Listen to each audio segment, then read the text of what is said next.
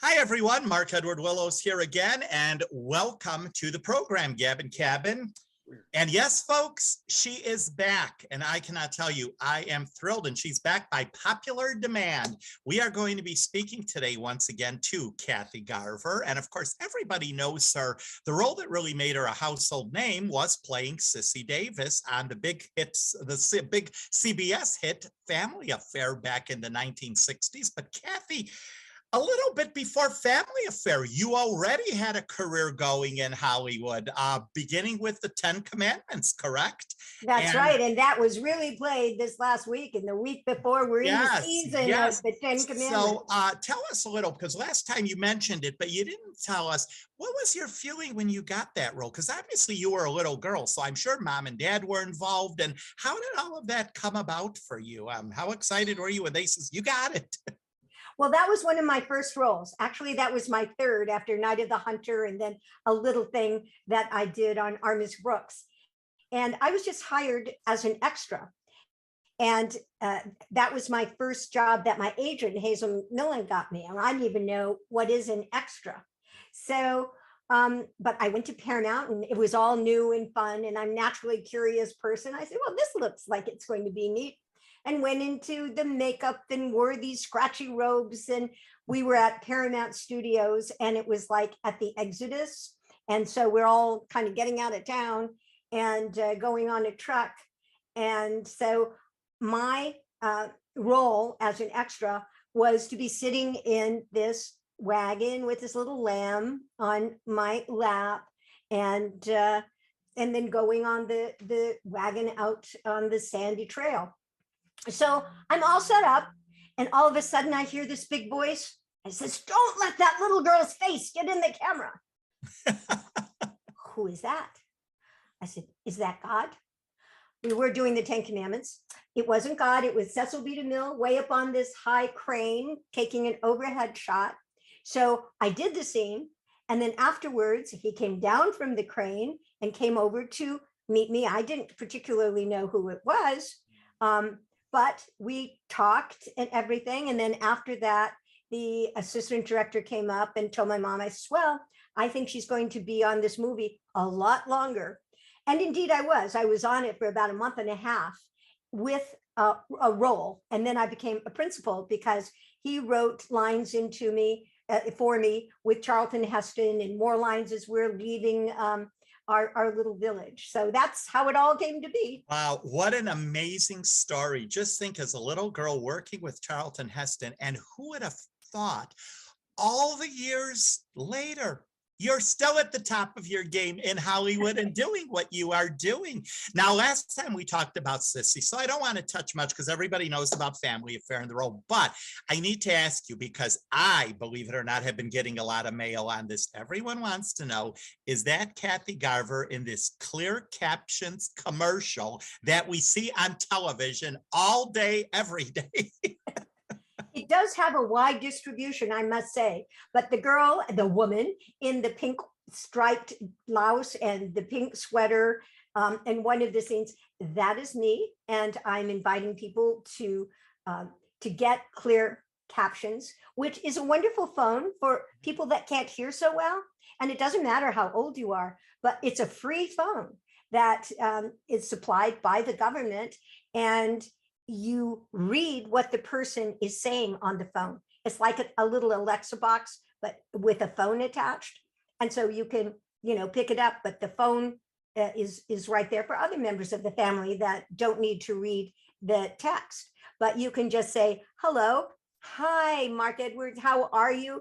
And then you say whatever you say, and I read it on at the base of the phone. So wow. It's really a good product. Yes, but they do play it, not ad nauseum, but everybody has seen it, and it's on MeTV and Decades and all kinds of different places. And so I did a new one, thank God, last week. And so there will be a variant of what I had done before. And we're going to do another one in 4 months where I might actually be the spokesperson because they have gotten such a good reaction to it. And so many of my friends have actually gotten it. My Facebook friends and my other friends So I'm happy with the product, and thank you for asking. Well, that It's is really, great. I'm becoming this like commercial queen. I did a Super Bowl commercial with Jerry Rice, and then I did a commercial for El Camino Hospital, and I'm a Yes. And spokesperson for Silverwood, which is an I, amusement park in Idaho. yes, and you rode in on a horse. Correct, and they're going to start playing those. The park is just opening up in May, even though we shot the commercial last year. So the park is just opening in May, and then they'll start running the commercial. Kathy, you amaze me at everything what you do. Do you amaze yourself? Well, I do, and I go to bed at night. I say, "Gee, I'm tired. What did I do today?" So sometimes I'm surprised, because it isn't just like acting. I have a new magic garden that I planted, and that's growing, and it's my dogs and my husband and the two kids who are 31 that live here and making dinner. And like today was just inundated with getting a new cable system. So I manage the house. So there's lots of things to do. Mhm. And speaking of your children, your son is also an actor, correct? Yes, but now he's become more of an entrepreneur, and he and his girlfriend of 7 years. I think I told you my son really never left the nest. He just invited more birds to come in. He's smart. Smart, these kids don't pay rent, utilities, phone, all of that.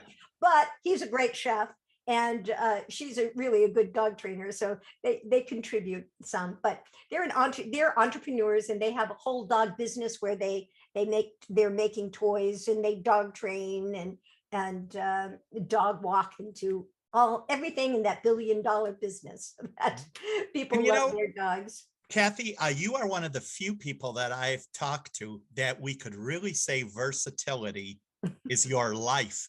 Do you think that is the key to being so successful? Well, I don't know. I think I must have a little adult ADDT or whatever, because I'll get bored. ADHD? Yeah, ADHD. I'll get bored easily with doing one thing, and then I says, "Well, what else do I have to do?" Okay, water the plants. Now I've got to go back and put myself up and figure out when I'm going to meet with these people about getting our new pilot done, for Aunt Cissy, and then I says, "Oh my gosh, but I've got to meet the person that's going to put the water in in the house."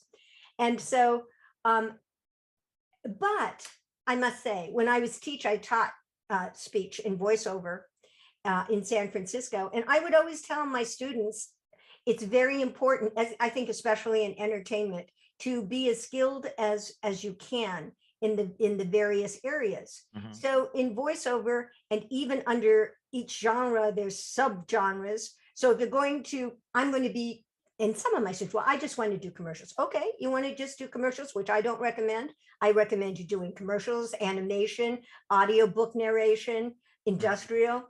But even under each one of those, like commercial, there's how are you a spokesman? What are the skills that in your voice that you use to do that? Are you a real person, or are you a character in that particular commercial? So there's lots of things to learn. And I think the more kind of skills you put in your skill backpack, the more you're going to work, and the more appealing to me that you're going to be. I can't just do one thing. I was as old as my kids were, I swear to God. And I call my future daughter-in-law my kid. She calls me mom. They want their Easter baskets every year, and they want to go in their egg hunt every year, like on Sunday. So I took these plastic eggs, as I do and I'm filling them with jelly beans, and then now I put money in some of them. But I was telling my husband, I said, he says, "Oh, they love going on that Easter egg hunt." I said, "I know, but the worst part was putting the jelly beans in the plastic, putting the jelly beans in the plastic, putting the jelly beans." I said, "I'm not good at repetitive work. I'm easily bored." But I did it for the kids. You know what? I think you are like me. We share one thing in common, and that is A personality. That's what we are, type A. Because I'm the same way. I love doing whatever. People ask me every day, what are you doing now? And I'm like, oh God, do you have 3 hours? Because I mean, that is exactly it. And that, you know, that to me, that's all part of life. I also want to mention, Kathy, oh my God, I mean, just looking here at everything, you are even the Grand Marshal of the Garden Grove Strawberry Festival. Oh my That's God. right. Tell us about that. Somehow I could just picture you sitting with all the strawberries on the car waving. Yes, I'm the celebrity grand marshal of the Garden Grove Strawberry Festival, and it's really fun. And we're cutting strawberry shortcake and giving away pieces for free. It's all to benefit the local communities and the first responders. Mhm. And it's really going to be fun. And there's of course the parade, and there's rides. And I in my my one book, holiday recipes for a family affair, I have this great recipe about strawberry trifle. And so I'm, printing it out and I'm giving it to the people, and I'll be selling my new book. And one of my Facebook friends made me strawberry jewelry. I And saw that. I oh, saw isn't that. that neat? Beautiful, beautiful. In fact, I believe I shared that even. I sent it to a lot of lady friends and I says, look at this. It was beautiful. They're so gorgeous. And when I first saw them in the picture, I says, oh, these are going to be really clunky strawberries. And but they are so delicate and so beautifully made. It's the bracelet and earrings and strawberries and leaves. It's just gorgeous. And so I'm going to wear a green outfit with red underneath, like a strawberry. And I'm going to wear my strawberry jewelry. Fashion note of May. Now, you mentioned about the pilot you're working on.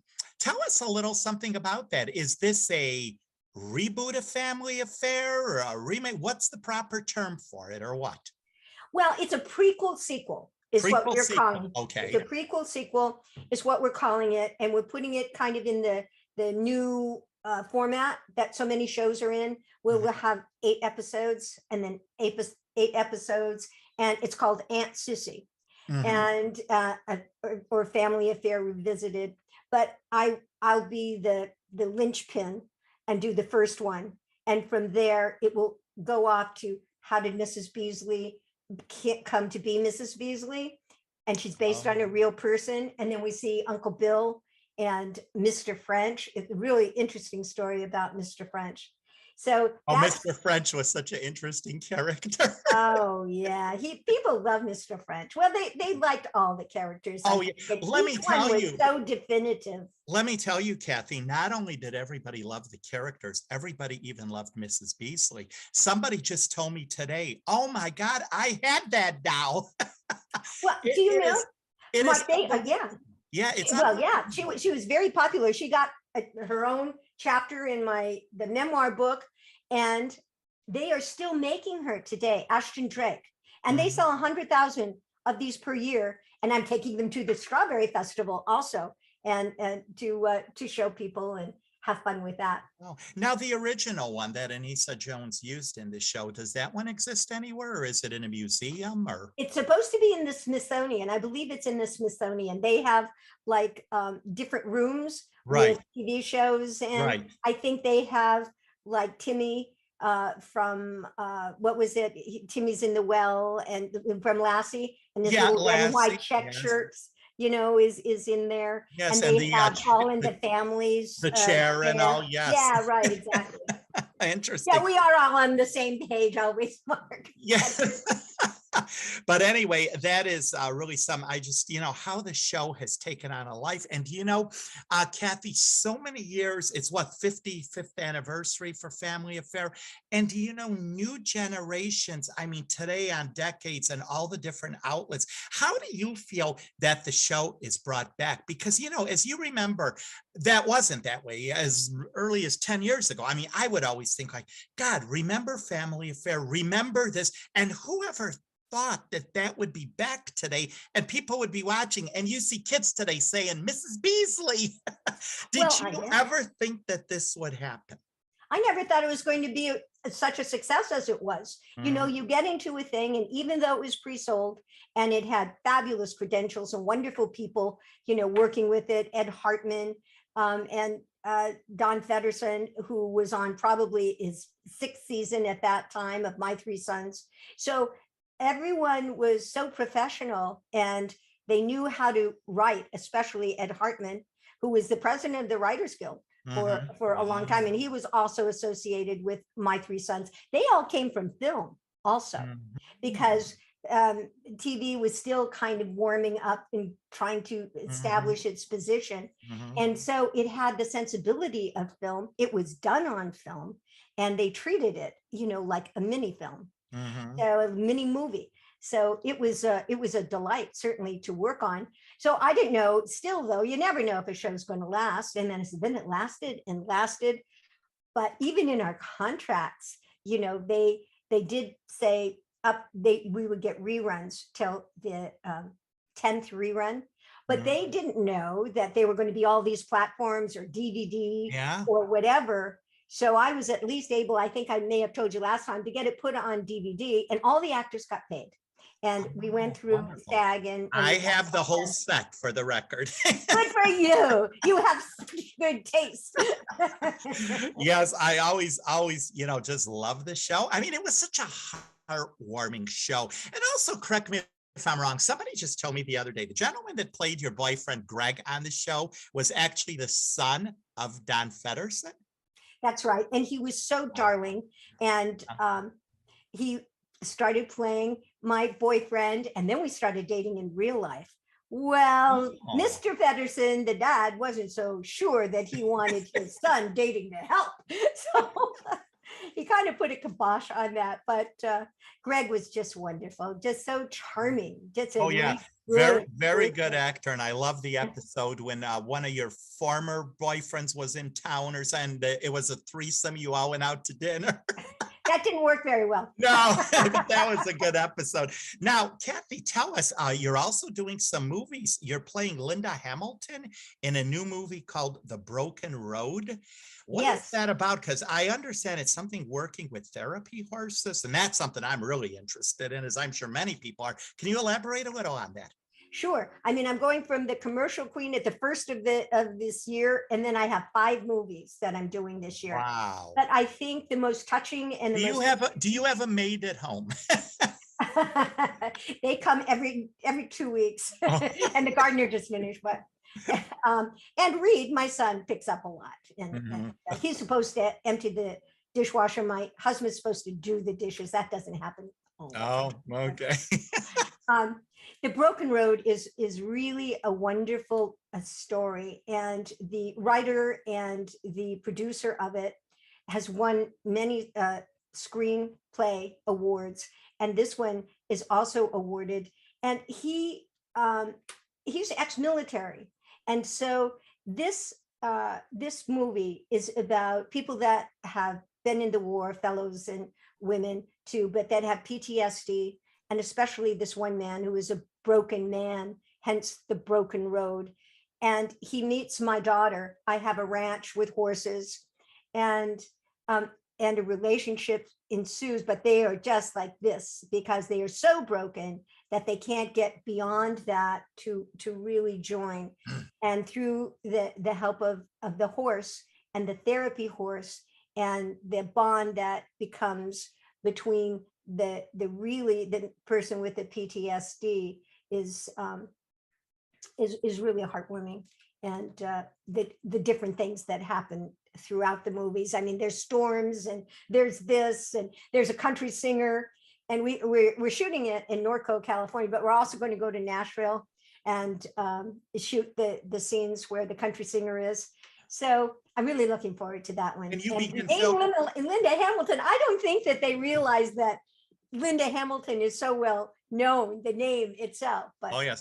And you start filming that this summer, correct? Correct, yeah. And how long will that take? Do you know the process? I'm not sure. I would venture about 5 weeks, but you never can tell. Old Man Jackson, that I started last year, is still just 85% done. So we still have about 85, 95, 50 more percent to do. And I'm going to go back to Houston, pick up my final scenes, but that is supposed to then debut and premiere in the fall. in Houston and in LA. So Wow. And also, beside all of that, now you are the voice of a book. We need to talk about that. A cat, I love the title, A Cat's Tale of the Holy Spirit. Tell us about that and how did all that come about? You know, as I was thinking of this, you have such a very, I think, soothing voice would be the word. And I could picture you doing this for books. So tell us a little something how that all came about. well, I've taught audiobook for a long time. I've recorded maybe 60 books and I have won like 4 Audis. This particular book, and there are like 4 of them. And they are written by Dr. Fred Eichelman, who is just a wonder. He's like 85 now, and in next month, I'm going to Happy Trails, Virginia style, and that's in Roanoke. And it's a festival to laud really well-made, more family-oriented media. So I'm going to show a couple of things of from 10 Commandments. Now, I thought I had some of his. Well, so the first one was Mrs. Hudson's cat, and that was like Sherlock Holmes and observed through the eye of the cat. And Dr. Fred and his wife, they love cats. And then the second one that he did was a cat's nativity tale. And this is about the cat that was there when Jesus was born. And he identified this rat and knew that it was like Satan. And he went after the rat and made the rat go away. And then the next one was A Cat's Tale of the Resurrection. And that's, you know, very timely. But and then this last one that I just did, and it's not out quite yet. It's going to be out on Audible and Amazon soon. And also through I think Dr. Fred's website. So, and this one is about the Holy Spirit, and they picked up a dog along the way in the last one, and now they picked up a little kitten so I get to be the kitten and I got to be the dog. And then of course, Hatul is the name of the cat. That's Hebrew for cat. So and you are also the author of many books, and your latest, which I want to touch on, is, and I'm telling you, everybody needs this book. That is your fan or a fan of Family Affair. It's a Family Affair scrapbook. I mean, come on, folks, does it get any better? Put together by Cissy herself. So tell us a little something about that. Anybody buys it, what would they have to look forward to in that book? Well, I originally talked to the publisher because we were going to do TV Dinners TV book, and that's named after another pilot that we've done. But this is the Family Affair scrapbook. So I love it. I love it. So there were photos all over. This office was just inundated with photos and memorabilia. And I actually did at the Valley Relics Museum in San Fernando Valley, I did a Family Affair exhibit. And I had so many of the actual memorabilia, like from clocks and lunch pails and everything, but it's really bright. You know, the colors are so vibrant that all of a sudden you're transported back to the 60s. And the pages, the designer that worked on this book with me was just wonderful. Deborah Herman, and did just wonderful things of putting it together and making it fun and making it vibrant. Yeah, because if you recall, I mentioned the last time we talked, I wrote a children's book, and the designer and the illustrationist, they are also what make the book. They are a major part of the book. And we chose one too, and it was just fabulous when it came out. And yeah, they are a huge part of the book. Now, let me ask you this. Do you have any memorabilia at home from the show? Did you swipe anything from the set before they started? About a pink phone. Oh my God. Oh my God. Do you know what? I was just going to ask you. That was the question. How about that pink phone you had? You know, and that's so funny because we didn't even pre-plan this.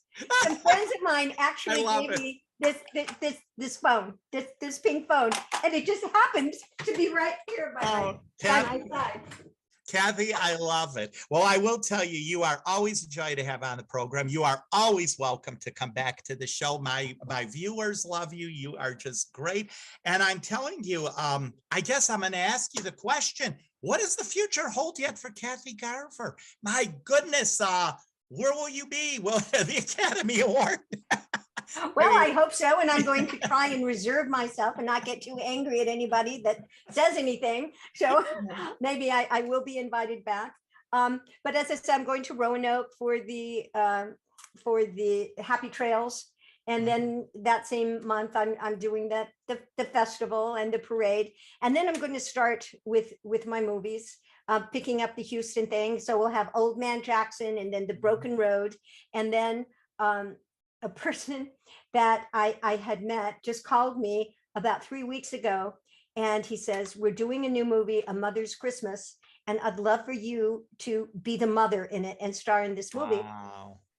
And he says, it's because of you that we put this together, because blah, blah, blah, blah, blah. I'd given him a ride to a Comic-Con, and we started talking about what happens if the mother has the kids and perhaps they can't all join for Christmas, etc. So he says, now, and that was like 3 years ago, you never know in life what's going to kind of pop up. Oh, exactly, exactly. And so it popped up. And so this is another movie. They're just finishing the script on this one. And so that's coming along as well. Well, and I just have to tell you that there's a new network called Classic Reruns TV. And I hosted a marathon for Patty Duke in January, and I'm going to host another thing for them for the 60th anniversary of the Beverly Hillbillies. Oh, another one of my favorite shows. Yeah. I will be watching. Well, Kathy, once again, always a pleasure, and you are always welcome back. Thank you. It's always fun to talk with you, Mark Edward.